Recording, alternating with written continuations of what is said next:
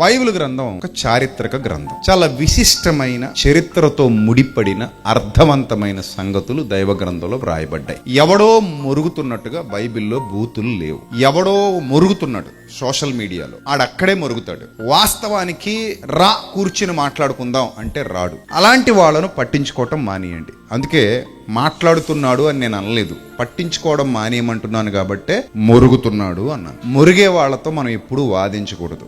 మాట్లాడే వాళ్ళతో వాదించొచ్చు, అర్థం చేసుకునే ప్రయత్నం లేదా అర్థం చేయించే ప్రయత్నం చేయొచ్చు, చరిత్ర వాస్తవాలు కళ్ళ ముందు పెట్టొచ్చు. బైబిల్ అంతా చదవండి. బైబిల్లో ఎక్కడ కూడా బూతు మాటలు, అసభ్యకరమైన భావజాలాన్ని ప్రజలలోనికి చొప్పించే విషయాలు ఉండవు. సభ్య సమాజాన్ని తీర్చిదిద్దటానికే బైబిల్ ప్రయాసపడింది. మనుషుల మధ్యలో ప్రేమ పుట్టించడానికే బైబిల్ ప్రయాసపడింది. ఎన్నో జాతుల చరిత్ర ఆదికాండం నుంచి ప్రకటన గ్రంథం వరకు బైబిల్ గ్రంథంలో వ్రాయబడింది. అందులో అహష్వేరోసు పరిపాలనా కాలంలో ఉన్న మన భారతదేశ మూలాలను గురించి కూడా బైబిల్ గ్రంథం ప్రస్తావించింది. మీరు తర్జుమాలో హిందూ దేశము మొదలుకొని కూషు దేశము వరకు అని ఎస్తేరు గ్రంథంలో వ్రాయబడటం మీరు చూస్తారు. అంటే ఇలాగా ప్రపంచ చరిత్రతో అనేక సంగతులు ముడిపడి ఉన్న దివ్య గ్రంథమే ది బైబిల్.